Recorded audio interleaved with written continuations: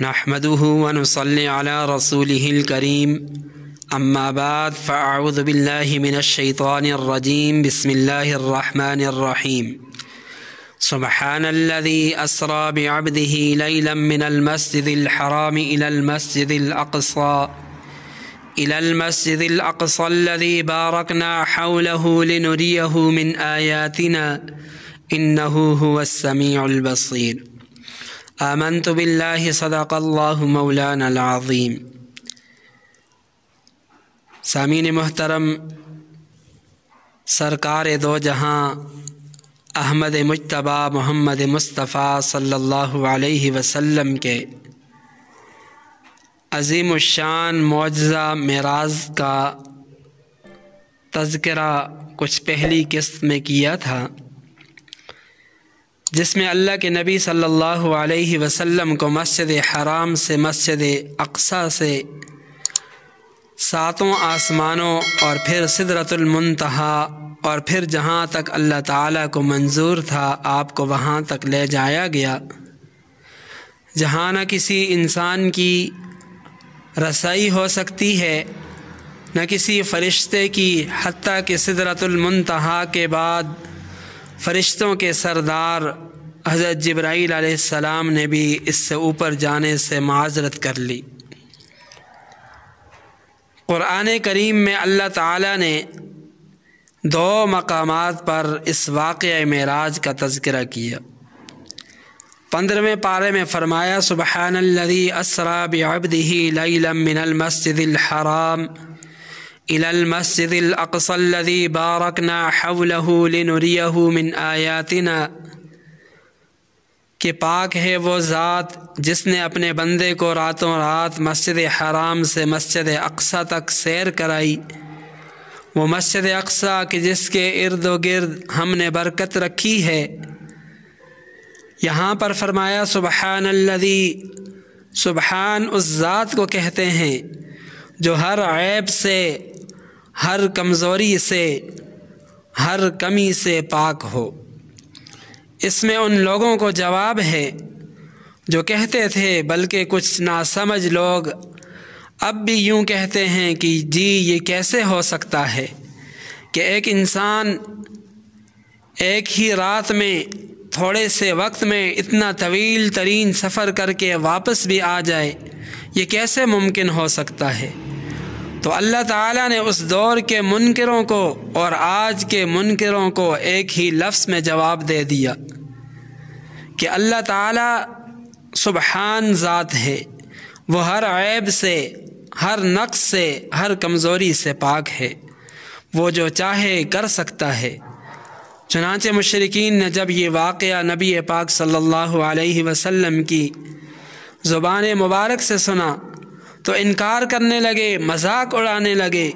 کہ یہ کیسے ممکن ہے۔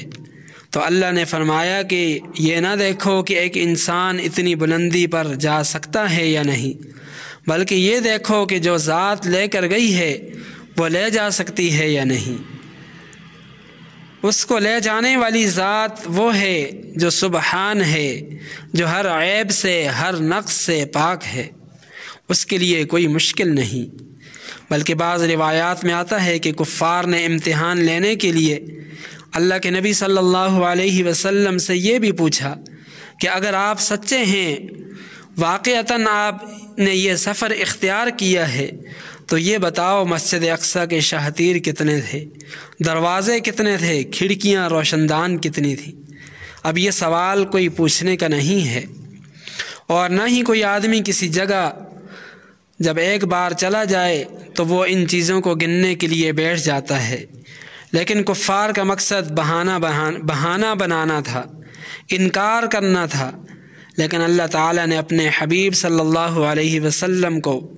سچا کرنے کے لیے مسجد اقصیٰ آپ کے سامنے کر دی،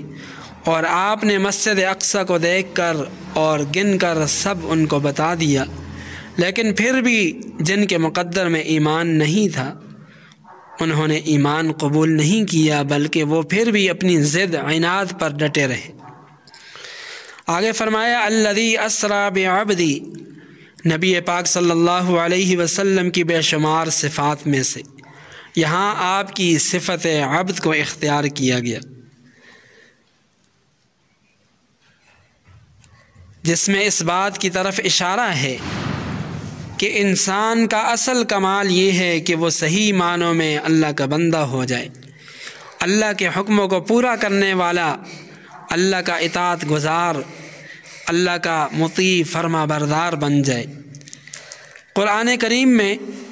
دونوں مقامات پر معراج کا جو ایک اہم مقصد بتایا گیا وہ یہ ہے کہ اللہ تعالیٰ کی قدرت کی نشانیوں کا مشاہدہ کرنا۔ چنانچہ سفر معراج کا ایک پہلو تو یہ ہے کہ اس سفر میں آپ کو بہت سے مشاہدات کرائے گئے، چنانچہ اس سفر میں آپ کو جنت کی سیر کرائی گئی، اسی طرح جہنم کا مشاہدہ بھی کرایا گیا، جس میں اس بات کی طرف اشارہ ہے کہ جنت اور جہنم کا ہونا قطعی اور یقینی ہے، اگرچہ ان کے قطعی اور یقینی ہونے کے لیے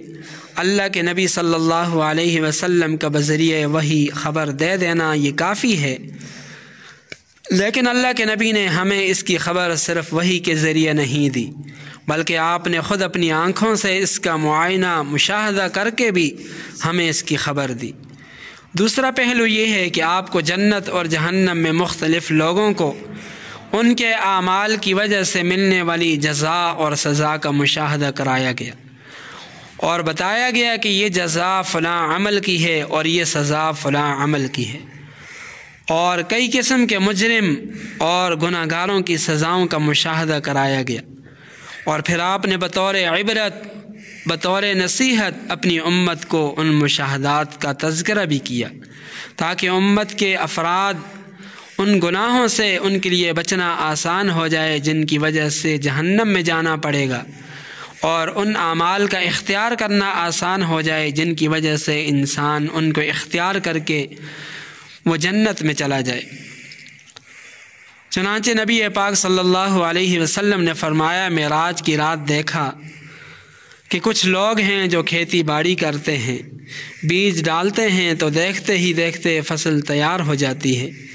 آپ نے جبرائیل امین سے پوچھا، جبرائیل یہ کون لوگ ہیں؟ جبرائیل امین نے بتایا، یہ وہ لوگ ہیں جو دنیا میں اللہ کی راہ میں اپنا مال خرچ کیا کرتے تھے، تو اللہ تعالیٰ ان کے اجر و ثواب کو کئی گنا بڑھا دیتے ہیں۔ ایک روایت میں فرمایا، جس رات مجھے معراج کرائی گئی ایسے لوگوں پر گزر ہوا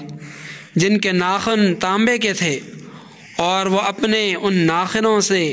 چہروں اور سینوں کو چھیل رہے تھے۔ میں نے جبرائیل امین سے پوچھا، یہ کون لوگ ہیں؟ جبرائیل امین نے جواب دیا، حضور یہ وہ لوگ ہیں جو لوگوں کا گوشت کھایا کرتے تھے، یعنی ان کی غیبت کیا کرتے تھے۔ معراج ہی کی رات آپ کا گزر ایسے لوگوں پر بھی ہوا جن کی شرم گاہوں پر آگے اور پیچھے چیتھڑے لپٹے ہوئے ہیں، اور وہ اونٹ اور بیل کی طرح چرتے ہیں، کانٹے دار درخت، جھاڑیاں اور جہنم کے پتھر کھا رہے ہیں۔ آپ علیہ السلام نے پوچھا، جبرائیل یہ کون لوگ ہیں؟ جبرائیل امین نے جواب دیا، حضور یہ وہ لوگ ہیں جو اپنے مال کی زکوٰۃ ادا نہیں کرتے۔ معراج ہی کی رات آپ علیہ السلام کا گزر ایسے لوگوں کے پاس سے بھی ہوا جن کے سر پتھروں سے کچلے جا رہے تھے، ان کے سر کچل جانے کے بعد پھر ویسے ہی ہو جاتے جیسے پہلے تھے، اور اس کے بعد پھر دوبارہ کچلے جاتے۔ اس طرح یہ سلسلہ جاری رہتا تھا، ختم نہیں ہوتا تھا۔ آپ علیہ السلام نے پوچھا، جبرائیل یہ کون لوگ ہیں؟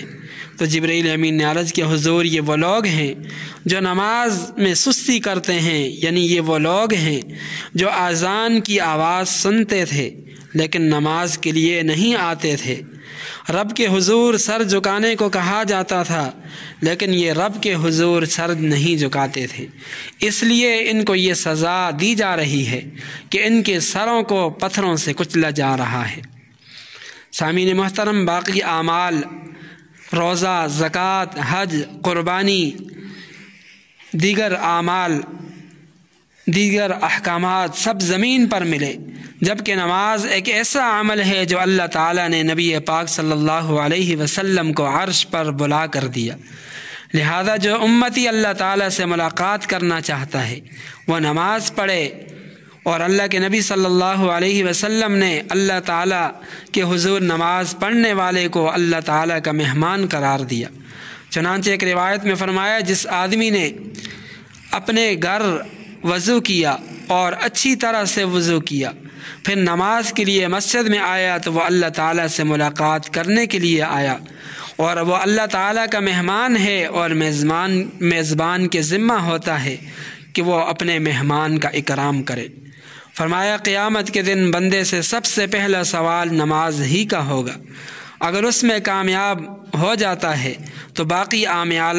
اعمال میں بھی کامیاب ہوگا، اور فرمایا اس میں ناکام ہو گیا تو باقی اعمال کے حساب و کتاب میں بھی ناکام اور نامراد ہوگا۔ نماز اسلام کا انتہائی اہم رکن ہے۔ یہ ایسا حکم ہے جو اللہ تعالیٰ نے اپنے حبیب صلی اللہ علیہ وسلم کو